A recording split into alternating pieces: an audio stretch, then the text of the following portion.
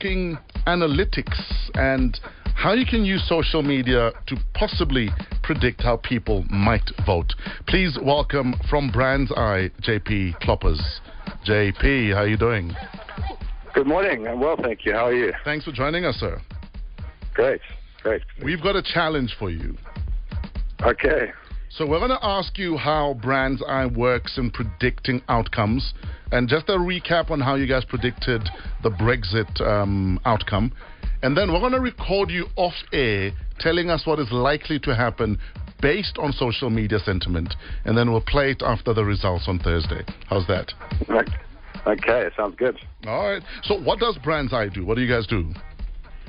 So we track media conversations, predominantly social media conversations, and look for kind of intent. You know, our mantra is how people feel today influences what they do tomorrow.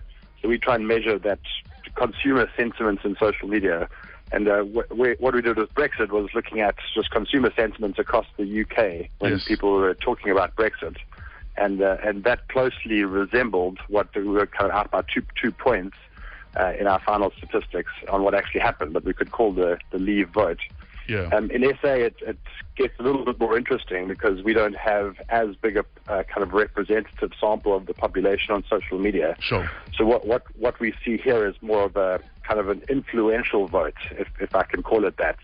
You know, what are the loud voices saying? And what we saw in the last elections was kind of which way is the vote going to go from an influence perspective. You know, in the last elections, we saw that the DA and the EFF were going to gain, Gang was going to be nowhere, and the ANC was going to drop, and that's exactly what happened in the results.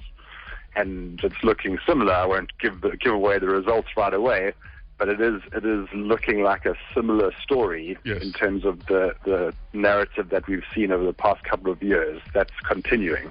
Out of interest, how does BrandsEye as a company monetize that? So most of our clients are either brands, you know, big consumer-facing brands who have typically high acquisition costs. Sure. So the cost of getting a client is high, or political research companies. We work with kind of agencies around the world, some foreign governments who are trying to measure social unrest, really, and what's driving it.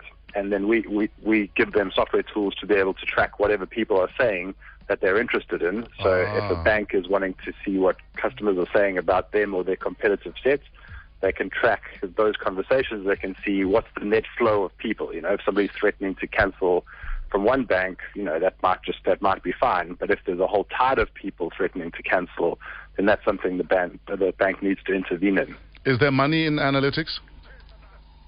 There is indeed, there is indeed. I think a lot of people have struggled to monetize social media on its own. It's typically used for advertising, and what we're seeing is it's actually a core mechanism of connecting how somebody feels with somebody who can make a decision to influence that person's kind of future. Yes. You know, so whether that's a bank or whether it's a politician, you know, this rapid feedback loop between people who have the influence in their vote, whether that's a vote for a political party or a vote for who they bank with or which telco they use, and the people who have the influence to make kind of calls on that, the big corporates and the execs or the politicians, kind of improving that flow of communication is, I think, where there's not only good to be done, but also money to be made.